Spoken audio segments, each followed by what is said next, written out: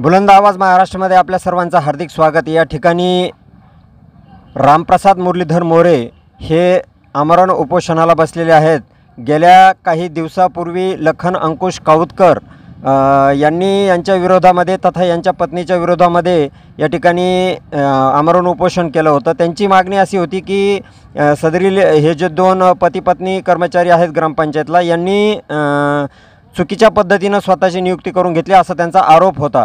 परंतु आजच्या तारखेला या ठिकाणी रामप्रसाद मुरलीधर मोरे हे सुद्धा आमरण उपोषणाला बसले। त्यांच्या समर्थनार्थ संगणक परिचालक संघटना तथा ग्रामपंचायत कर्मचारी संघटना हे सुद्धा एक दिवसीय धरणे आंदोलनाला पंचायत समिती परतूर कार्यालयासमोर बसलेले आपल्याला दिसत आहेत। या ठिकाणी या सर्वांची एकच मागणी आहे की जे उपोषण झालं त्या उपोषणाच्या संदर्भात जी काही प्रशासकीय चौकशी आहे ती झाली पाहिजे आणि संदर्भीय जे उपोषण झालं त्यामध्ये त्यांनी काय पुरावे जोडलेत ही सुद्धा त्यांची मागणी आहे। तर आपण दस्तूरखुद्द रामप्रसाद मुरलीधर मोरे यांच्याकडूनच सदरील विषयासंदर्भात सखोल माहिती जाणून घेऊयात। काय सांगाल? मी एवढंच सांगेन की जो व्यक्ती टाकळी रंगोपंत येथील लखन अंकुश काऊतकर ह्या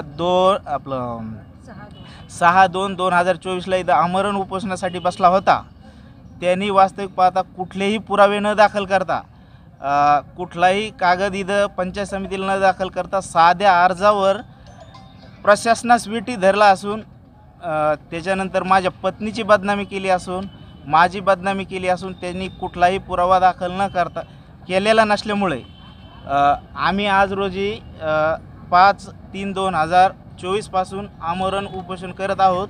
आणि माझ्या समर्थनार्थ ग्रामपंचायत कर्मचारी संघटना 25/40/11 एक दिवसीय धरणे आंदोलनसुद्धा आज करत आहे। आमची मागणी एवढीच आहे की संबंधित व्यक्तीवर एक तर त्यांनी पुरावे दाखल करावे तक्रारीला अनुसरून किंवा संबंधित ऑफिसने त्यांच्यावर योग्य ती नियमानुसार कारवाई करण्यात यावी। मी बालासाहेब बबनराव कांबळे, राणा राकोली।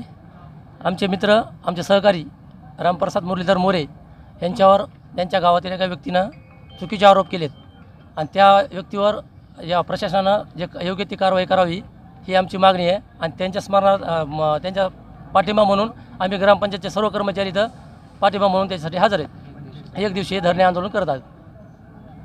राज्य ग्रामपंचायत कर्मचारी संघटनेचे जालना जिल्हा अध्यक्ष आदरणीय श्री राठोड सर यांनी सुद्धा या उपोषणस्थळी भेट दिलेली आहे।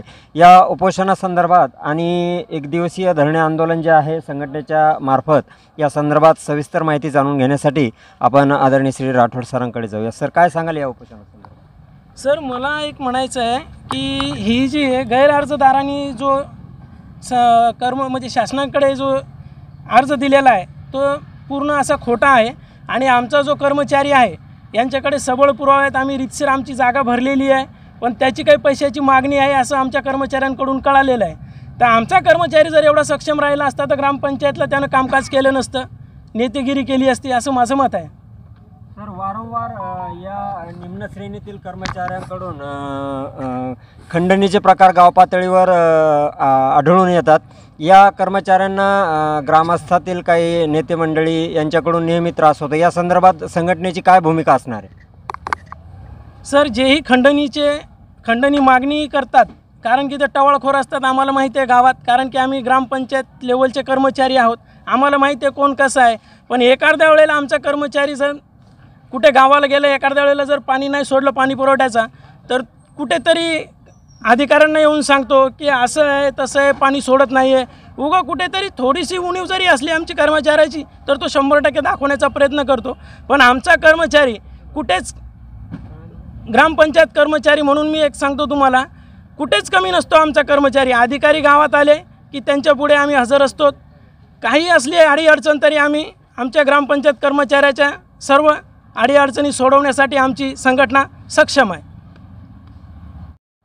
सर, ग्रामपातळीवर संगणक परिचालक म्हणून सुद्धा पाणीपुरवठा कर्मचाऱ्याच्या सोबत एक जबाबदार व्यक्ती म्हणून कर्मचारी म्हणून काम करत असतो। त्यांनी त्यांच्या संघटनेनं सुद्धा या उपोषणाला आणि धरणे आंदोलनाला पाठिंबा दर्शवलेला आहे। त्या संदर्भात काय सांगा? प्रथमतः मी तर महाराष्ट्र राज्य संगणक परिचालक संघटना ज्यांनी ग्रामपंचायत कर्मचाऱ्यासाठी त्यांनी पाठिंबा दिला आहे, तर त्यांचं मी मनपूर्वक आभारी आहे.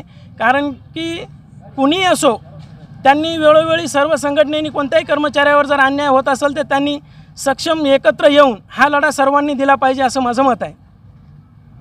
राज्य ग्रामपंचायत कर्मचारी युनियनचा, महाराष्ट्र ग्रामपंचायत 4511 कर्मचारी युनियनचा, महाराष्ट्र ग्रामपंचायत 4511 युनियनचा.